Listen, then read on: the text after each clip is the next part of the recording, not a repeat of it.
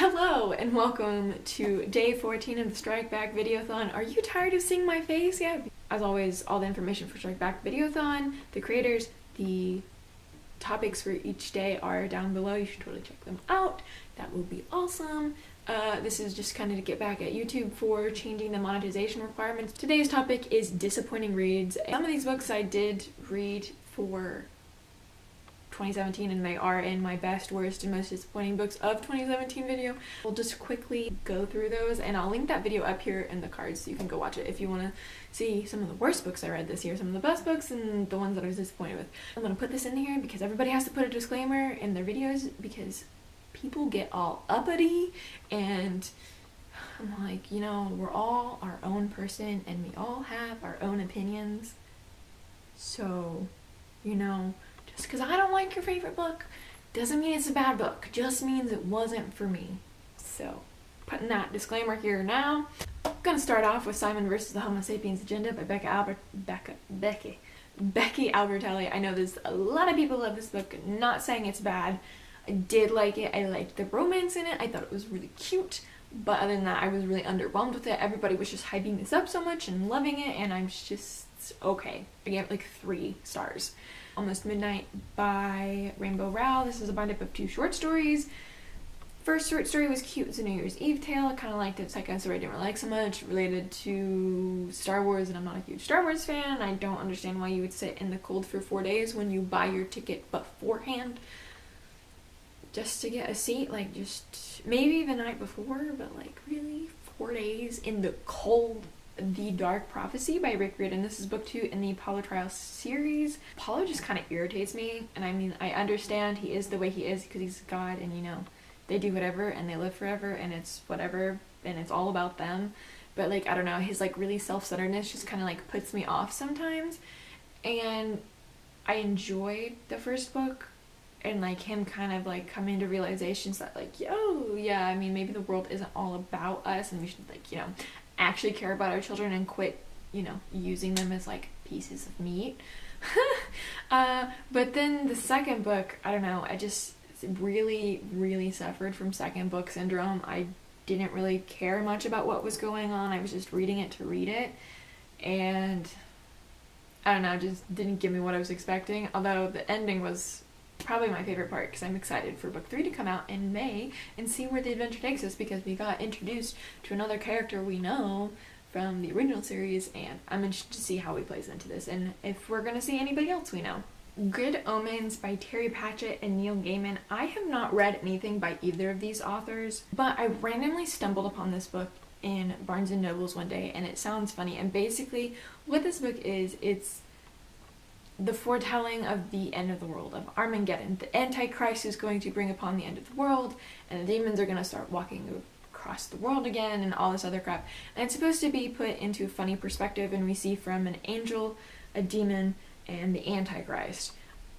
And the way it talked about it sounded really funny. Like, we have an angel and a demon, which funny enough, the demon's name is Crowley, and so like the entire time I was reading it, I was picturing the guy who plays Crowley on Supernatural as this guy, because I could totally see it, which apparently this is being turned into a TV short for BBC, and I am totally here for that because David Tennant is apparently playing the angel, and I love David Tennant, if I haven't mentioned that already. This was supposed to be very funny because we're seeing from the point of, you know, the angel and the demon, and they're actually friends and they've been living on Earth for a while. Since the Armageddon is supposed to start with the Antichrist and all this crap, they've decided, you know, they actually kind of like living with the humans and don't quite want the world to end.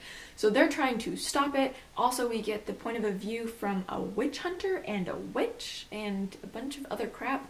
I don't know, I didn't really like it. I didn't quite understand it. Everything just kind of felt disjointed.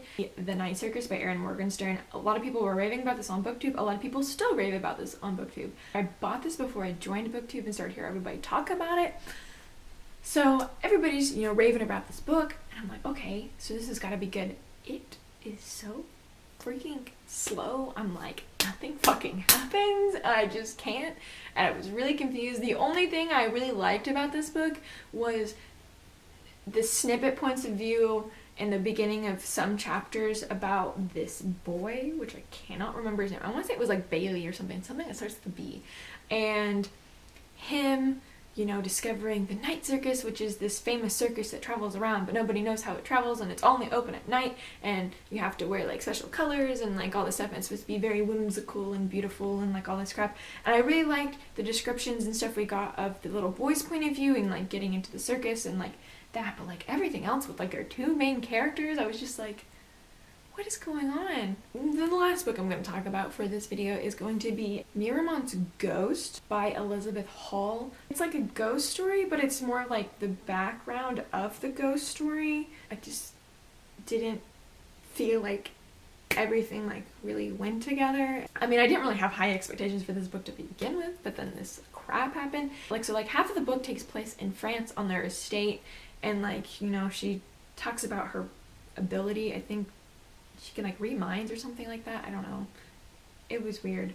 And like all of that crap like going on, and like her grandpa dying and like going through her life and like all this other stuff, and like the family turmoil that's going on. And then like the other half of the book is while she's in America and like trying to figure out how to get home because she was engaged to this dude, and so she sent him letters to see if he would come save her, and like all this other crap. And it's like dealing with her cousin and her aunt, and then there's like suddenly this random plot line thrown in towards the end of like sexual child abuse, and like it's very demented, and like there's suicide at the end. Oh my god, it was just weird.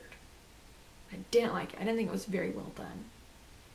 And then like all of a sudden like the very like last chapter is present day, and like her ghost now haunts this estate that they lived in, this castle, which is actually a real place. Like Miramont is like this like castle place up in Colorado somewhere, and it's a real place, and it's actually supposed to be haunted, because like after reading this got me interested, so I was like looking at stuff. I don't know, it was very disappointing, and I didn't even go in with very big expectations.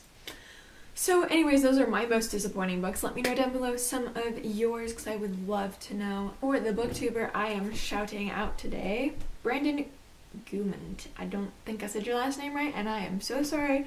I've been following for a while. We've kind of interacted. We've really interacted for my love for Mistborn. It's just such a great series. Anyways, he's really cool. He reads a lot of fantasy, and so you should definitely check him out for that. He does some rants. I know he doesn't post regularly now, but it's still nice when I see his videos, and you should definitely give him some more love because he's pretty cool. He's also working on a fantasy novel right now, so you should check him out because he's really cool. And that's going to be it for this video. I will see you guys in my next one. Until then, goodbye!